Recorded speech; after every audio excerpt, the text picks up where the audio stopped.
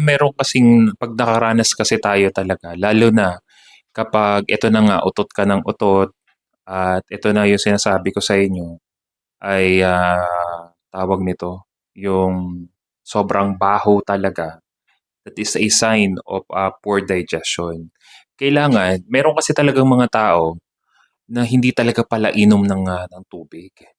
Tanggapin naman natin 'yan o hindi, ilan talaga sa'tin mas gusto pa na laging nakakape, laging naka-milk tea, soft drinks, Coke Zero, may mga ganyan ako nakilala. At kapag umiinom sila ng tubig, kaunting-kaunti lang sapagkat yung isang baso nga nasusuka pa sila. At kapag ikaw ay nakaranas na talaga ng tinatawag na poor, yung, too much, farting, utot ka ng utot, ito yung tinatawag na kung di ako nagkakamali, imbalance of gut bacteria, 'yan.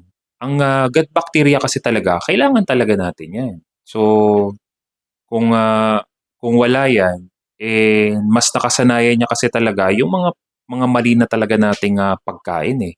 So, matindi na yung imbalance niya sapagkat may mga specific lang na gut bacteria talaga na makakatulong sa atin sa digestion natin. Pero dahil iba na talaga yung nakasanayan nating pagkain at hindi na naging, maayos, nagkakaroon na ng, waste, build up. 'Yan ang, problema.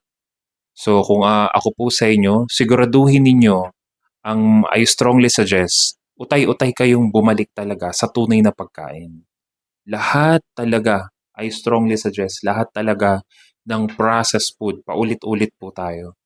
Ito talaga pinipilit ko po, sinisikap ko po na ipaliwanag sa ating mga kabaka, most especially sa mga member ng ating community at sa ilan nating mga followers na sundan niyo po yung guide po natin. Sundan niyo po yung direction ng ating community. Pwede niyong balikan paano tayo nagsimula. Ang dami kong mga live before. Pwede niyo pong panoorin yun. Pwede niyong panoorin yung mga previous kong mga video sapagkat dire-diretso po talaga ang pagbibigay natin ng information regarding sa mga health issues. Kaya about sa topic natin ngayon, about sa poor digestion, yung madalas na pag-utot na talagang grabe na talaga ang amoy, may possibilities talaga na nagkaroon na ng imbalance yung ating gut bacteria. At I strongly suggest, utay-utay nyo nang introduce yung beef broth, di ba?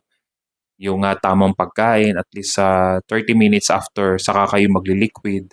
At siguraduhin ninyo, kung hindi ka sensitive sa itlog, mas maganda, makakain ka ng itlog. At least 3 to 6 eggs per day. Yung iba, nakakalabing dalawa. Ganyan, ka-amazing sila. So, yun po yung masasuggest ko po sa inyo, utay-utay. Hindi yan basta-basta ma-address kung hindi nyo po talaga tutulungan ng sarili po ninyo na masanay na talaga na may alis na talaga yung mga masasarap na pagkain. Kung susundin nyo po itong ina-advise ko at magfo-focus ka talaga sa whole food, yung tunay na pagkain at maliles na yung mga process na mga pagkain, nako, ngayon pa lang, congratulations in advance sapagkat ma-address na yung tinatawag na poor digestion. Think about it.